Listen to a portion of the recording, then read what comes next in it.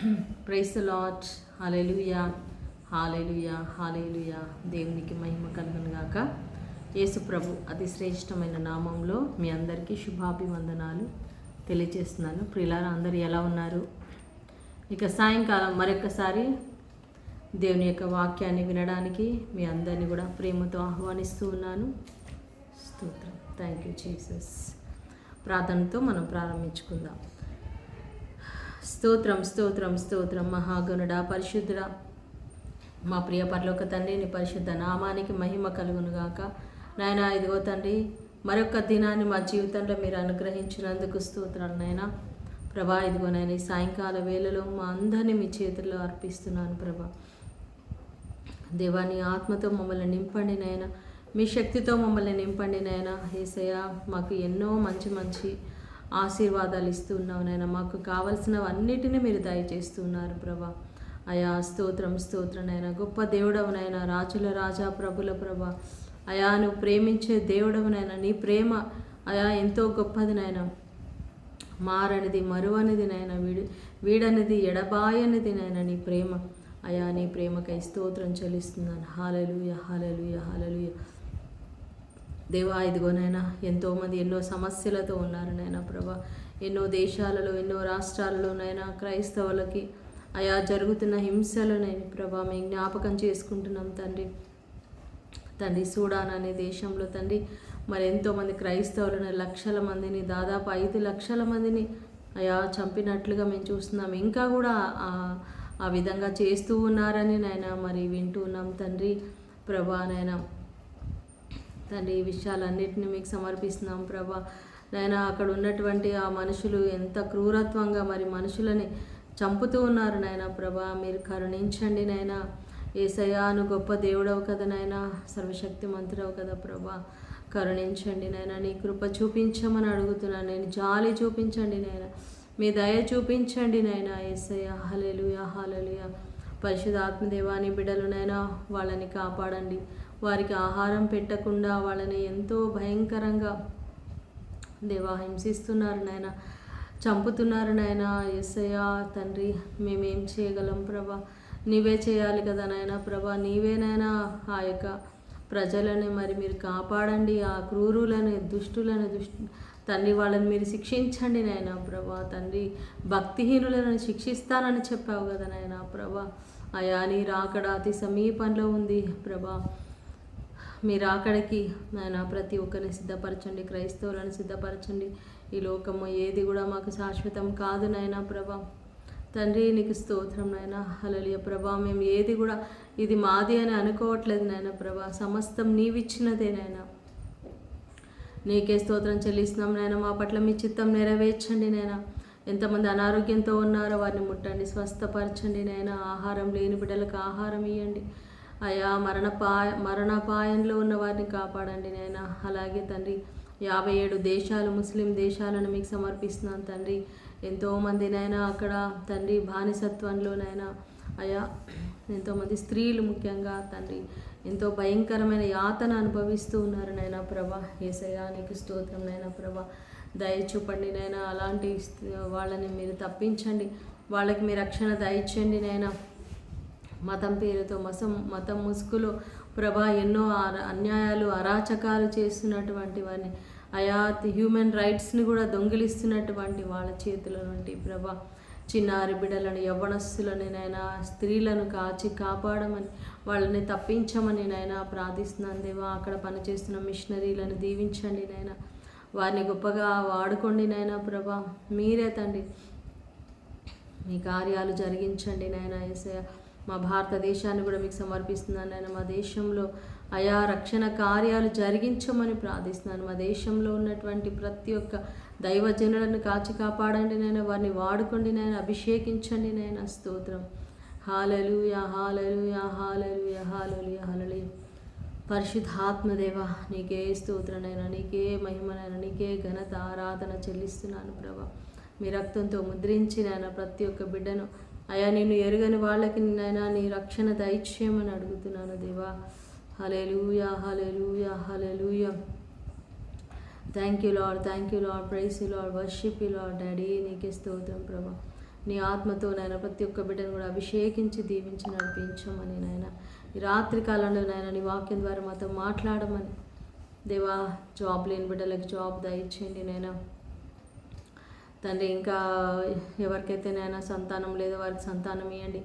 ఎవరికైతే నాయన ప్రభా మరి భార్యాభర్తలు విడిపోయినారో వాళ్ళని కలపండి నాయన. స్తోత్రం నాయన. ఎన్నో భయంకరమైన పరిస్థితులలో అయా ఉంటున్న బిడ్డలందరినీ కూడా మీరు విడిపించండి నాయన. చెప్పలేని సమస్యలు, కోర్టు కేసులు నాయన ప్రభా తండ్రి సహాయం చేయండి నాయన. కనీస అవసరాలు లేని వాళ్ళు ఉన్నారు ప్రభా, ప్రాణాలు కనీసం బ్రతకటానికి కూడా అవకాశం లేని వాళ్ళు, చిన్నారి బిడ్డలు నాయన ఆహారం లేకుండా చనిపోతున్నారు ప్రభా. యేసయ్య దయ చూపండి నాయన, కరుణించండి నాయన. యేసయ్య సూడాన్ దేశం మీద ఇంకా అలాంటి దేశాలు ఎన్ని ఉన్నాయో తండ్రి, నైజీరియా ప్రభా, చైనా, ఇవన్నీ దేశాలలో నాయన క్రైస్తవులను కాపాడండి.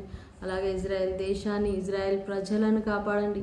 ప్రపంచంలో ఎక్కడెక్కడ ఉన్నారో ఆ ప్రజలందరినీ కాపాడండి. నేను ఇజ్రాయెల్ ప్రజల్ని అయా యూదులను కాచి కాపాడండి. నేను వాళ్ళని వాళ్ళ దేశానికి నడిపించమని అయా క్షేమం దయచండి. నేను యెరూషలేముకి క్షేమం దయచండి. నేను వారిని కాచి కాపాడమని యేసు పరిశుద్ధ నామములో ప్రార్థించి పెట్టుకుంటున్నాం తండ్రి. ఆమెన్, ఆమెన్, ఆమెన్. హల్లెలూయా, హల్లెలూయా. ఒక పాటతో మనం ప్రభుని స్తుతించి ఆరాధించుకుందాం. దేవుని యొక్క ప్రేమ ఎంతో అపారమైనది ప్రియులారా. అవును, క్రైస్తవులకి చాలా హింసలు వస్తాయని ప్రభు చెప్పాడు. మరి లోకంలో మీకు శ్రమలు కలుగును. యోహాను సువార్త 16వ అధ్యాయం 32-33లో ప్రభు చెప్పారు. కాబట్టి ఆ టైంలో మీరు ధైర్యం వహించండి. నా నామమున మీరు చెరసాలలో వేయబడతారు, మీరు శిక్షలు అనుభవిస్తారు, అందరూ చేత, ఈ లోకంలో ఉన్న మనుషులందరి చేత ద్వేషించబడతారు అని ప్రభు చెప్పాడు ఆల్రెడీ. సో అది ఇప్పుడు బాగా ఎక్కువగా జరుగుతుంది అనేక దేశాలలో. అంటే ఇవి కొన్ని ఛానల్స్లో, టీవీలో కూడా ఈ న్యూస్ అనేవి చెప్పట్లేదు ప్రియులారా. ప్రపంచంలోనే ఎంతో ఘోరంగా జరుగుతున్నాయి క్రైస్తవుల మీద అన్యాయాలు, అరాచకాలు. కనీసం వాళ్ళు బ్రతకడానికి కూడా లేకుండా చేస్తూ ఉన్నారు. చాలా దారుణమైన పరిస్థితులు. ఈరోజు నేను ఒక వీడియో చూశాను. ఒక ఫేమస్ టీవీ ఛానల్ నడిపించే టీవీ రిపోర్టరే తన పేరు కూడా నేను చెప్పడం ఇష్టం లేదు, కానీ తను పెట్టిన మెసేజ్, ఆ యొక్క వీడియో నేను చూశాను. సూడాన్ దేశంలో 5 లక్షల మంది కంటే ఎక్కువ క్రైస్తవులని చంపేశారంట ఈ మధ్య కాలంలో. చూడండి, ప్రతిరోజు మరి 1000 కంటే ఎక్కువ మందిని మనుషులను చంపుతూ ఉన్నారు. ఇలా మనుషులను చంపుతూ ఉంటే వాళ్ళకి ఏమొస్తుందండి? వాళ్ళకి ఏమీ ఆనందం? ఇదంతా సైతాను చేత వాళ్ళు ఆవరించబడి ఉన్నారు. చీకటి శక్తులు వాళ్ళని కంట్రోల్ తీసుకున్నాయి. కాబట్టి యేసయ్య నామం అంటే వాడికి ఇష్టం లేదు. యేసయ్య నామాన్ని పలికే ఎవరినైనా కూడా వాడు బ్రతకనివ్వట్లేదు. సో మనం ప్రార్థన చేయాలి. తెలుసుకున్నప్పుడు మనం ప్రేయర్ ఒక్కటే చేయగలం. ఎందుకంటే ఆ దేశం ఎక్కడో ఉంది, మనం అక్కడికి వెళ్ళలేము, మనం ఏం చేయలేము. అది ఒకళ్ళిద్దరు కాదు, కొన్ని వేల మంది, లక్షల మందిని వాళ్ళు దుండగులు, ఈ యొక్క నరరూప రాక్షసులు, మత ఛాందస్తులు చాలా భయంకరంగా చంపుతూ ఉన్నారు ప్రియులారా. కాబట్టి మనం చాలా ప్రార్థన చేయాలి. స్తోత్రం. సో ఈరోజు 2వ కొరింథీ పత్రిక 10వ అధ్యాయంలో మనం చూసినట్లయితే ఇక్కడ ముఖ్యమైన విషయాలు పౌలు గారు ఏం చెప్తున్నారంటే, నేను మీ ముందు ఉన్నప్పుడు ఎలా ఉన్నానో, మీ వెనకాల అంటే మీకు దూరంగా ఉన్నప్పుడు కూడా నేను అలాగే ఉన్నాను. పత్రికల ద్వారా నేను ఏదైతే సందేశం నేను మీకు ఇచ్చానో, నేను మీ దగ్గరకు వచ్చినప్పుడు నా క్రియల ద్వారా, నా మాటల ద్వారా నేను అట్లాగే ఉన్నాను. అంటే కొంతమంది చూడండి, వాక్యం చెప్పేవాళ్ళు చెప్తారు, బాగా ప్రసంగాలు బాగా చేస్తారు, వేరే వాళ్ళకి అన్ని నీతి బోధలు మనం చేస్తాం. కానీ మనం ఎలా ఉన్నాం? ఎంతోమందికి మెసేజ్లు పెడుతున్నాము, సందేశాలు ఇస్తున్నాము, బైబిల్ టీచ్ చేస్తున్నాము. కానీ నేను ఎలా ఉన్నాను? సంఘంలో ఉన్నప్పుడు ఎలా ఉన్నాను? విశ్వాసుల మధ్యలో నేను ఎలా ఉన్నాను? వాళ్ళకి దూరంగా ఉన్నప్పుడు పర్సనల్ లైఫ్లో నేను ఎలా ఉన్నాను చాలా ముఖ్యం. మనం విశ్వాసుల మధ్యలో అంటే మనుషులు చూస్తూ ఉన్నప్పుడు ఎలా ఉన్నాము, మనుషులు చూడనప్పుడు కూడా మనం ఎలా ఉన్నాం అనేది చాలా ముఖ్యం. పౌలు గారు తన గురించి తాను సాక్ష్యం చెప్తున్నాడు. మేము మీ ముందు ఎలా ఉన్నామో మీకు దూరంగా ఉన్నప్పుడు కూడా మేము అలాగే ఉన్నాము. అయితే చాలా విమర్శలు వస్తూ ఉంటాయి కదండి. చాలామంది మనల్ని దేవుని సేవకులను విమర్శించడానికి ముందు ఉంటారు ఎవరైనా సరే. సో కొంతమంది పౌలు గారిని విమర్శించారు. ఆయనని శరీరంలో ఆయన బలహీనుడిగా ఉన్నాడని. ఎందుకంటే పౌలు గారు ఆయనకి కొంచెం ఐస్ ప్రాబ్లం ఉంది అనేసి మరి చెప్తూ ఉంటారు స్కాలర్స్ పెద్దలు. ఎందుకంటే ఎప్పుడైతే ప్రభు దర్శనం ఆయనకు వచ్చిందో అప్పుడు ఇక వెలుగు ఆయన మీద పడి ఆయనకి కంటి చూపు పోతుంది. తర్వాత ఆయన కళ్ళలో నుంచి పొరల వంటివి రాలి ఆయనకి చూపు వస్తుంది. కానీ తనకి ఆ కళ్ళ ప్రాబ్లం అనేది ఉంటుంది అన్నమాట అని చెప్పారు. అయితే బైబిల్లో ఆయనకి ఏం ప్రాబ్లం ఉందనేది క్లియర్గా లేదు, కానీ ఏదో బలహీనత, శరీరంలో బలహీనత అని ఉంటుంది. సో ఆయనకి కంటి ప్రాబ్లం ఉండొచ్చు అని కొంతమంది చెప్పడం, లేదా ఇంకేదైనా డిసీజ్ ఉండొచ్చు అనేసి కొంతమంది చెప్తున్నారు. బట్ ఏదేమైనప్పటికీ ఆయనలో ఏదో ఒక బలహీనత ఉంది. సో నన్ను ఒక బలహీనుడిగా చూస్తున్నారు, కానీ నేను మాట్లాడేది మాత్రం చాలా స్ట్రాంగ్గా దేవుని వాక్యాన్ని ఎంతో బలంగా నేను చెప్తున్నాను. అయితే అది చాలామందికి నచ్చట్లేదు. కొంతమందికి సంఘంలో ఉన్న వాళ్ళకి నచ్చట్లేదు. నన్ను అపార్థం చేసుకుంటున్నారు, నేను చాలా కఠినంగా మాట్లాడుతున్నానని నా గురించి మాట్లాడుతున్నారు. అలాంటి వాళ్ళతో నేను చెప్తున్నాను సందేశం అని పౌలు గారు 3వ వచనంలో ఆయన ఏం చెప్తున్నారంటే, మేము పోరాడునది శరీరధారులతో కాదు. ఒక పోరాటంలో ఉన్నాం మనం. ఈ యొక్క క్రైస్తవ జీవితం అంటేనే పోరాటం అండి. యుద్ధంలో ఉన్నాం మనం. ఎవరితో పోరాడుతున్నాం? సైతానుడు వాడి దూతలతో మనం పోరాడుతున్నాం. చీకటి శక్తులతో పోరాడుతూ ఉన్నాం. ఈ పోరాటం అనేది ఎప్పుడు మొదలైందంటే, ఎప్పుడైతే నీ జీవితాన్ని యేసయ్యకి అంకితం చేస్తావో, నీవు దేవునికి సమర్పించుకుంటావో, దేవుని కొరకు నిలబడతాను, దేవుని సాక్షిగా ఉంటాను, దేవుని సువార్తను ప్రకటిస్తాను, అనేక మందికి నేను సువార్తను ప్రకటిస్తాను అని నువ్వు నిర్ణయం తీసుకుంటావో అయిపోయింది. నీకు వ్యతిరేకంగా ఎన్నో కొన్ని వేల దురాత్మలు అగెయిన్స్ట్గా వస్తాయి.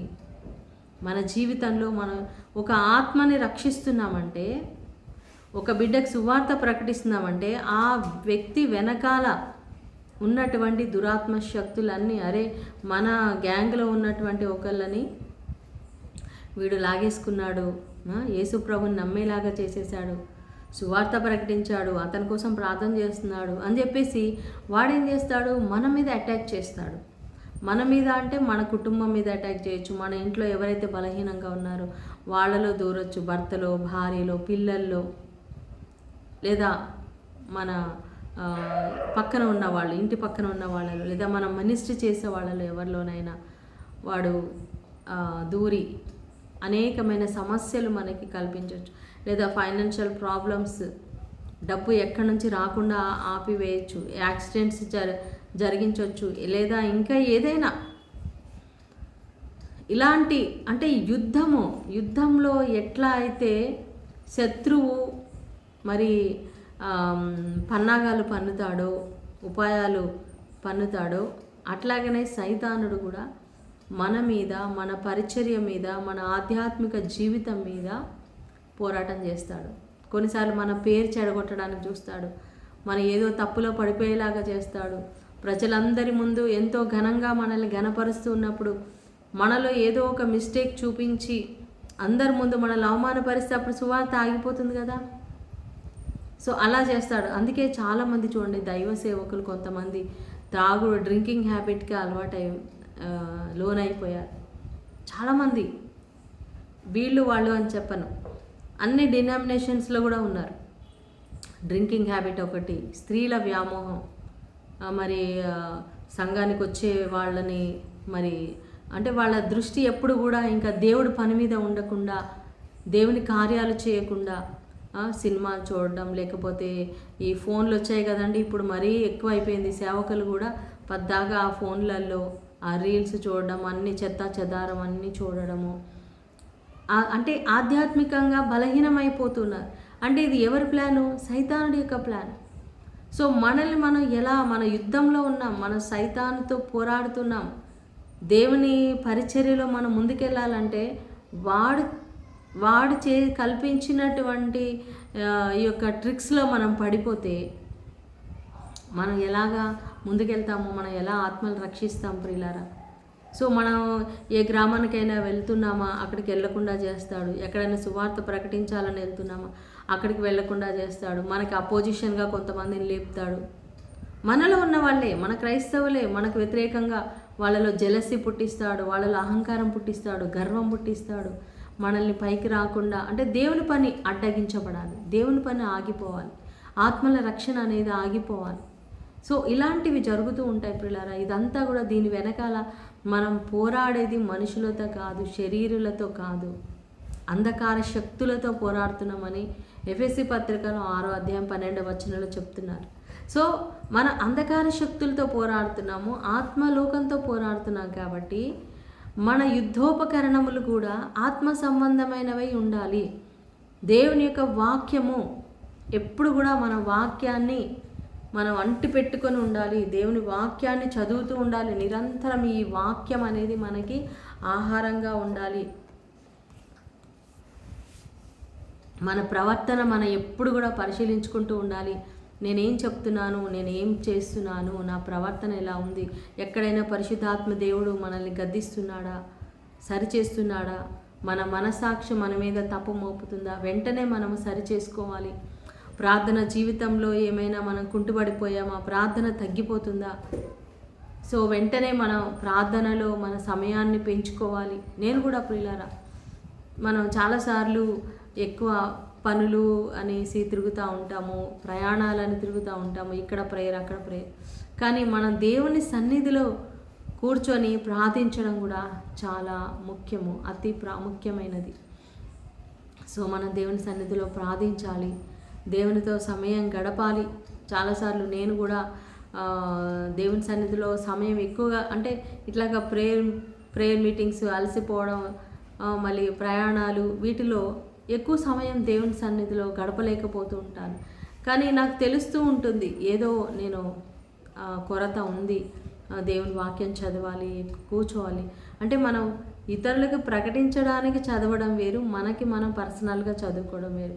పర్సనల్ బైబిల్ రీడింగ్ అనేది ఎవ్రీడే మనకు ఉండాలి. సైతానుడు ఏ విధంగా వస్తున్నాడు, ఏ రూపంలో వస్తున్నాడు, చాలా జాగ్రత్తగా ఉండాలి. యుద్ధంలో ఉంటే మనం ఎలా ఉంటాం, మనం ఎంతో అలర్ట్గా ఉంటాం. 4 వైపులా మనం చూసుకుంటూ ఉంటాం, ఎక్కడి నుంచి ఎవడు ఎలా అటాక్ చేస్తాడు. సో దుష్టుడు కూడా మన మీద అటాక్ చేయొచ్చు. సో మన యుద్ధోపకరణములు ఈ లోక సంబంధమైనవి కావు, అవి శత్రువు యొక్క బలాన్ని, దుర్గములను సహితము పడగొట్టగల, అంటే సైతానుడు ఏ ఆయుధాలతో వస్తున్నాడు, వాడు మనకి మన మనసులో తలంపులతో వస్తాడు. మెయిన్గా మన తలంపులను పాడు చేయడానికి వస్తాడు, మన డిజైర్స్, మన ఆశలను పాడు చేయడానికి వస్తాడు. సో ఇక్కడ మనం సరి చేసుకోవాలి. మన మైండ్లో జరిగే యుద్ధం, నిరాశ, నిస్పృహ, ఇంకా చాలే, నువ్వు చేసిన వరకు చాలు, ఇంకా నువ్వు ఇంతకు మించి నువ్వు వెళ్ళలేవు, ఈ పని నువ్వు చేయలేవు, ఇది నీ వల్ల కాదు అని మనల్ని డిస్కరేజ్ చేస్తూ ఉంటాడు, నిరాశపరుస్తూ ఉంటాడు. ఒకవేళ మనకు మినిస్ట్రీలో, పరిచర్యలో మనతో మంచిగా ఉన్న వాళ్ళని మన నుండి దూరంగా తీసుకెళ్ళిపోతాడు కొన్నిసార్లు. వీటన్నిటిలో కూడా, వీటి వెనకాల కూడా సైతాను కార్యం ఉంది. అంటే అలా చేస్తే మనం పరిచర్యలో ఆగిపోతామని, ముందుకు వెళ్లకుండా ఉంటామని, మన ద్వారా జరిగే ఆత్మల రక్షణ జరగకుండా ఉంటుందని వాడి యొక్క ప్రయత్నం. కాబట్టి మనం అస్సలు భయపడద్దు. సైతాను యొక్క ఆయుధాలను మనం జయించాలి అంటే మనం కూడా ఆయుధాలు కలిగి ఉండాలి. పరిశుద్ధ ఆత్మతో మనం నింపబడాలి. ప్రార్థనలో, వాక్యములో మనం ఎలర్ట్గా, మెలకువతో ఉండాలి. మెలకువతో ఉండి మనం ముందుకు వెళ్ళినప్పుడు దేవుడు తప్పకుండా మనకి సహాయం చేస్తాడు ప్రియులారా. సో ప్రభువునందు అతిశయించాలి. రెండవ విషయం ఏంటంటే, చాలామంది సంఘంలో ఉన్న వాళ్ళు, విశ్వాసులు ఎట్లా అంటే ఈ రోజుల్లో పోటీ అయిపోయింది, బాగా పరిచర్యలో పోటీ తత్వం వచ్చేసింది. వాళ్ళకంటే నేను ఎక్కువ చేయాలి, లేకపోతే వాళ్ళ పేరు కంటే నా పేరు ఎక్కువ వినపడాలి, వాళ్ళకు వచ్చే వ్యూవర్స్ కంటే మా వ్యూవర్స్ ఎక్కువ ఉండాలి. అలాగ కొంతమంది ఆ సంఘానికి వెళ్ళే వాళ్ళని ఈ సంఘానికి లాగేసుకోవడం, లేకపోతే ఎవరో చేసిన పరిచర్యను అది నేనే చేశానని చెప్పడం. సో ఇట్లాంటివన్నీ జరుగుతూ ఉన్నాయి. అంటే దేవుడు మనకు ఒక సరిహద్దు వేశాడు, నీ పరిచర్య ఎంతవరకు అని సరిహద్దు వేశాడు. ఒక్కొక్కరికి ఒక్కొక్క లిమిట్స్ ఉన్నాయి, లిమిట్స్, సరిహద్దులు, మేరలు అని ఉంది బైబిల్లో, సరిహద్దులు వేశాడు ఆయన. సో ఆ హద్దు దాటి మనం వేరే వాళ్ళ దాంట్లోకి మనం వెళ్ళకూడదు. దేవుడు నీకు ఎంత ఇచ్చాడో, నీకు ఎంతవరకు ఆ పర్మిషన్ ఇచ్చాడో అంతవరకే నువ్వు చేయాలి. ఇప్పుడు కొంతమంది ఎట్లా ఉంటారంటే వేరే వాళ్ళ ప్రేయర్కి వెళ్ళే వాళ్ళందరినీ రండి మా దగ్గరికి రండి, మా ప్రేయర్కి రండి, తర్వాత వీళ్ళు మా ద్వారానే వీళ్ళు బ్లెస్ అయ్యారు, మా ద్వారానే వీళ్ళు వచ్చారు. యాక్చువల్గా అక్కడ కష్టపడింది వేరే వాళ్ళు ఉంటారు. వాళ్ళు ఎదగడానికి ఎంతో కష్టపడిన వాళ్ళు వేరే, ప్రయాసపడింది వేరే, కానీ తర్వాత ఆ క్రెడిట్ అంతా వేరే వాళ్ళు తీసుకుంటారు. అది ఎంత బాధ కలిగిస్తుందండి. మేము కదా ఇంత కష్టపడ్డాము, కానీ అంటే వాళ్ళు లిమిట్స్ దాటేశారనమాట. సో పౌలు గారు చెప్తున్నారు, మేము మా యొక్క లిమిట్స్ మేము దాటము, మేము ఎంతవరకు ఉంటామో అంతవరకే ఉంటాము. దేవుడు మాకు ఎంత అవకాశం ఇచ్చాడు అంతే. మనుషుల యందు మేము అతిశయించము. చాలామంది అట్లా అతిశయిస్తున్నారు, ఎవరి దాంట్లోనో వాళ్ళు చేసిన దాన్ని మేమే చేసామని ఒక అతిశయం కలిగి ఉంటున్నారు. కానీ మనం అలా చేయకూడదు. మనం ప్రభువునందు అతిశయించువాడు ప్రభువునందే అతిశయించవలెను. హల్లెలూయా, ప్రైజ్ ది లార్డ్. ఇది చాలా ఇంపార్టెంట్. నీవు కూడా నీ జీవితంలో ఎప్పుడైనా సరే నా ప్రియమైన సహోదరుడా, నువ్వు దేవునిలో ఎదిగావు అంటే నీ కోసం ఎంతోమంది ప్రార్థన చేశారు.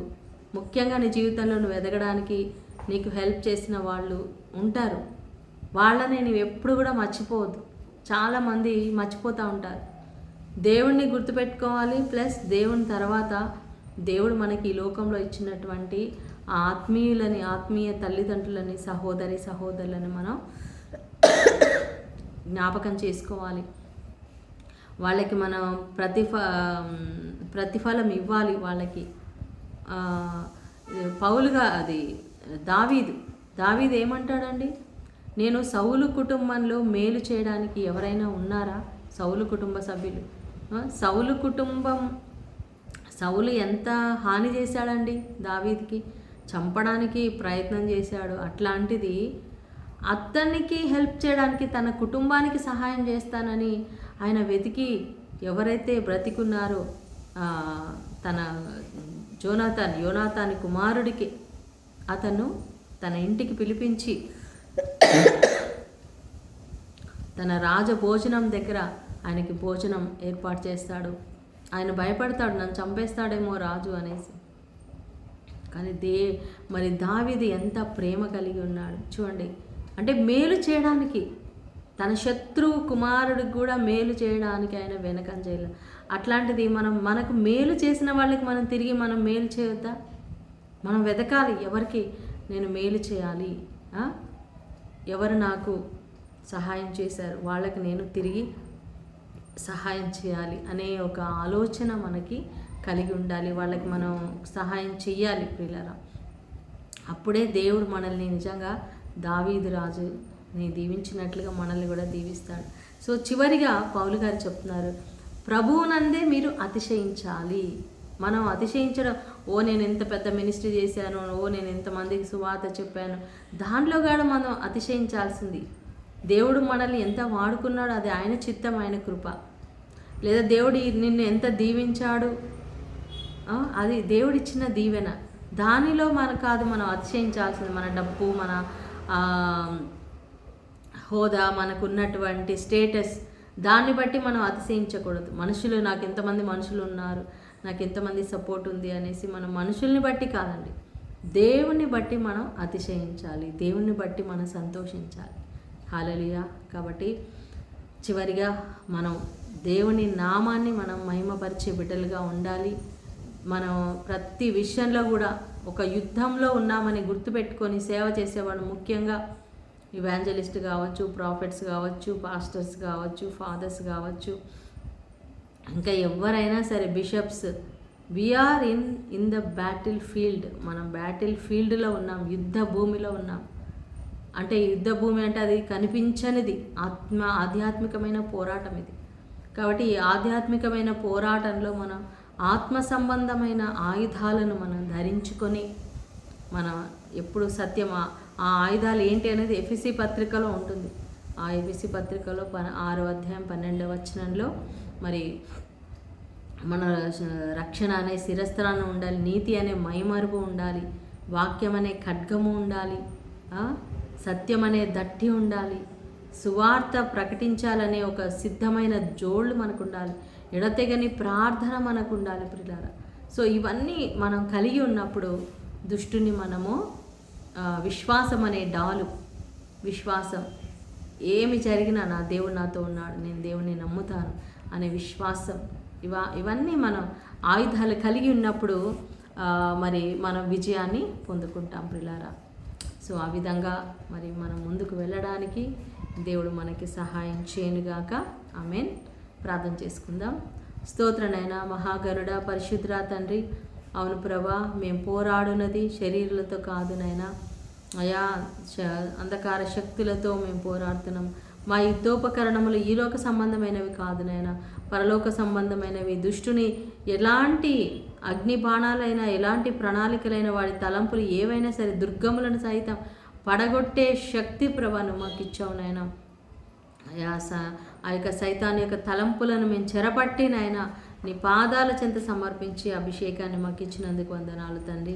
ప్రభా, ఎవ్వరికి మేము సువార్త ప్రకటించిన వాళ్ళు నేను నమ్మి వాళ్ళు రక్షణ పొందే విధంగా దీవించమని ప్రార్థిస్తున్నాం నాయన. వారి కళ్ళకు ఉన్నటువంటి అంధకారాన్ని తొలగించండి నాయన, చీకటిని తొలగించండి నాయన, విడుదల దయచేయమని ప్రభా నీకే మహిమ ఘనత ఆరాధన చెల్లిస్తూ రాత్రి కాలంలో నాయన బిడ్డలందరినీ కూడా మీరు దీవించండి. ఎవరెవరైతే ఆధ్యాత్మికమైన పోరాటాలలో ఉన్నారో వాళ్ళకి మీ శక్తిని ఇవ్వండి నైనా, బలం ఇవ్వండి నైనా. వాళ్ళ మీద ఉన్న ప్రతి విధమైన దురాత్మ శక్తుల, చీకటి శక్తుల ప్రభావం తొలగిపోవును గాక నాయన. ఆమేన్. యేసు నామములో ప్రార్థించి వేడుకుంటున్నాం తండ్రి. ఆమేన్, ఆమేన్, ఆమేన్. సో దేవుడు మీ అందరిని దీవించును గాక. God bless you. Shalom. Good night.